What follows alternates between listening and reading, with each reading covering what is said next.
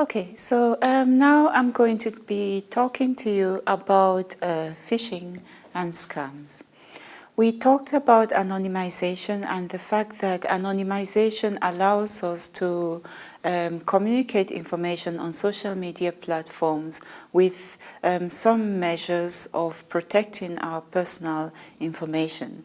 And because we have this personal information on social media platforms, it is a very attractive medium for people wanting to steal personal information because of the way that social media platforms operate. People are more likely to trust each other, to reveal information to each other, and so it makes for a really fertile ground to harvest information about people. We talked about the fact that anonymization is or at least aims to make users indistinguishable. So it's difficult to pry into private matters, and so users can discuss private matters without fear of de-anonymization. And that if the anonymization is going to happen, then it is because a user is doing something that they shouldn't be doing, and that they have trusted somebody that they shouldn't be trusting. Phishing attacks build on this by requiring the adversary to masquerade as a trusted friend, because only as a trusted friend are they going to be able to get information from the user that they would not otherwise get.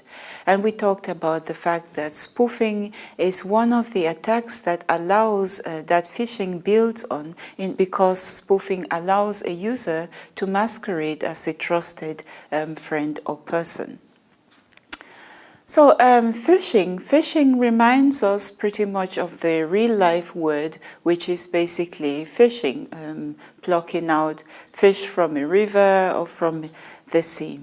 In phishing, what happens is that it's not really any different from what used to be a confidence trick. So it used to be in previous times that if a person was going to trick somebody to steal a big sum of money from them, what they did was they began by offering them some money. So they would say something like, if you play this game, you're going to win double the amount that you invested initially. And you play the first time and you win maybe double the amount, and you're really happy, you go back home. And the next time what you do is maybe throw all of it in, and what the confidence trickster does is to allow you win again. So this happens progressively until you've built some sort of confidence. And then the last time you put in money into this, what happens is that the guy disappears with all of your money. And pretty much that's what phishing does. It builds on your confidence, it preys on emotions of greed, for example, emotions of trust, emotions that invoke maybe, for example, weaknesses in you that can be used to allow you to divulge information that you would not otherwise give to somebody whom you do not trust. And as I said before, social media platforms, because of how they are constructed, because of the whole concept of social engineering, allow people to trust each other, to share information with each other. And so they make a really great platform for people wanting to provoke confidence scams. Phishing is not such an unknown attack. So people know about all of these emails that they receive from various countries in the world that tell them that they are going to win a really large sum of money. The RSA Anti-Fraud Command Center, which is like a center that looks at internet fraud, says that phishing attacks still work on a lot of online users, even though they are familiar with it. And because more and more users are joining platforms such as social media platforms, phishing attacks are growing stronger each year, and more users fall for these sorts of attacks, which is leading to a lot of monetary loss and a lot of unfortunate situations. What happens with phishing on social media platforms is that users tend to follow people whom they know or trust or whom they are curious about. So think a little bit about the example of Marigold that we talked about in the last lecture, and the fact that lots of people, or a couple of people, accepted Marigold's friendship request without probably really knowing whom Marigold is, but because Marigold looks like a person whom they could trust or whom they are familiar with, or whose name seems like a familiar or a comfortable name. In phishing, it could happen in that way, for example, wanting to follow a person. It could also happen by email. So remember what we talked about when we talked about the spoofing attack, and the fact that what happened was that the attacker is actually using an email or a real name that looks like some authentic real name of a person that you would trust, but because they require that the message goes back to them, or that they can control the server that returns the message from you to them, they need to have some email address that allows them to receive this information. So one thing you want to look at if you receive such an email, or if you receive such a friendship request, is to try to do a background check of your own. So for example, in the email address should tell you, for example, that this is not a person you should be trusting. The account, for example, if this is, for example, some message that is coming to you from your bank account, some things to think about are the fact that if it is really serious, your bank will try to call you. They will not be sending you an email with confidential information.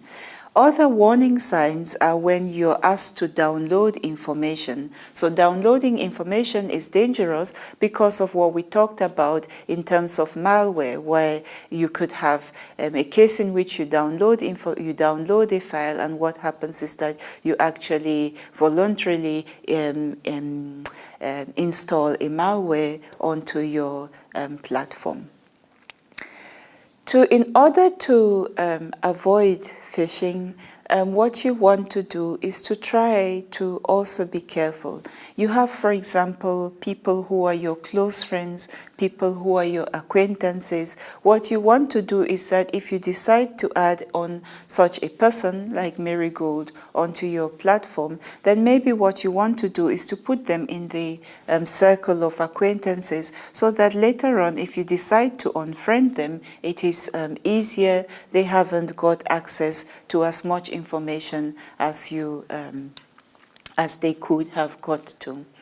There are some good things and some bad things also about the social media platforms, and things that make it harder for you to either protect yourself or make it easier for you to protect yourself. So remember that we talked about, for example, the fact that you could have, most social media platforms have email verification checks. So at least they check to make sure that the people who are wanting to insert themselves or to join the social media platform are people who exist in some sense, in that they have a valid email address. They also encourage users to confirm things like location and numbers, because all of this information are informations that are used to characterize and to ensure that a user is actually whom they say they are. However, if you decide to put this information on your social media platform, then what you want to do, or your social media profile, what you want to do is to make sure that you then proceed to make this information private, so that it is known only to you. And we looked at how you can do this in terms of setting privacy, your privacy settings on social media platforms. We looked at an example on Facebook. However, there are enticers. So for example, game playing is particularly interesting on social media platforms, just because you can play with so many other users. However, if you're going to do things like upgrades or advancements, then you have to pay for them. What this means pretty much is that it's telling you that it's okay to use your credit card on social media platforms. It's okay for enterprises, for example, to advertise products to you and for you to buy them on social media platforms. We've talked about the fact that social media platforms are a fertile ground for collecting personal information. You don't want to be buying stuff or exchanging information on something as private as your credit card on a social media platform. And if you're doing this, then you make it much, much easier for phishing attacks to be provoked to your person, because all of your banking details are made available on this social media platform through the credit card information, for example, that you provide. If you join, for example, a banking website on a social media platform, all of that information is available to the scammer, and you don't want this to be available to them because it makes it easier for them to provoke banking scams, for example. Next time we want to talk about spying and advertising, the fact that what you post is analyzed, for example, to market information, to market products to you, and to advertise information to you. I wrap up with reiterating that phishing builds on, for example, spoofing attacks, okay, and that phishing and spoofing lead to scamming attacks, which are basically to steal information about your person in order to provoke, for example, identity theft.